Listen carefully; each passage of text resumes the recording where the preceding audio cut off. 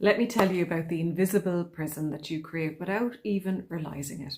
Have you ever stopped to wonder why two people can experience the very same opportunity in different ways? One might embrace it and the other one might talk themselves out of it. Which one are you?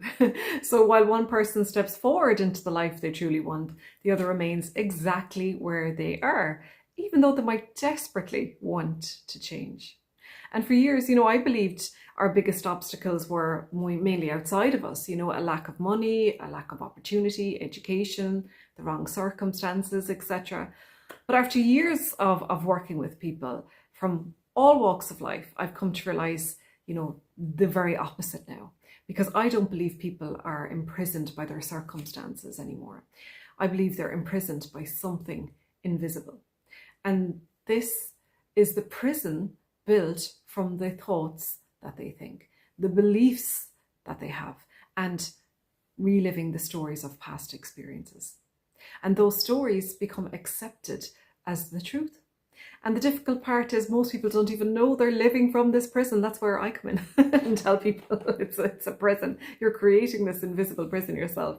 Because, when you've lived inside those walls for long enough, they feel normal. They don't feel like limitation. They feel like they're part of you, who you are. So how do you know if you're living inside an invisible prison?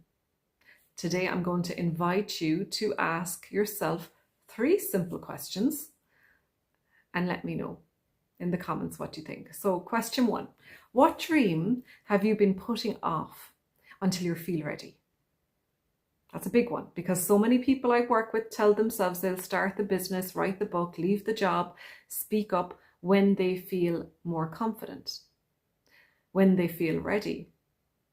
But guys, confidence rarely comes first. It grows through aligned action. If you've been waiting for permission, perhaps it isn't even confidence you're waiting for. Perhaps it's freedom from the story that's telling you you are not ready. And let me tell you here and now today, that isn't true. So that's the first point. The second question I want you to ask yourself is, what sentence do I say to myself so often that I no longer even question whether it's true?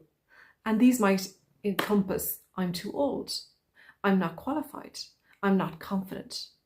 This happens to other people. People like me don't do things like that. They're not facts, they are beliefs, repeated beliefs.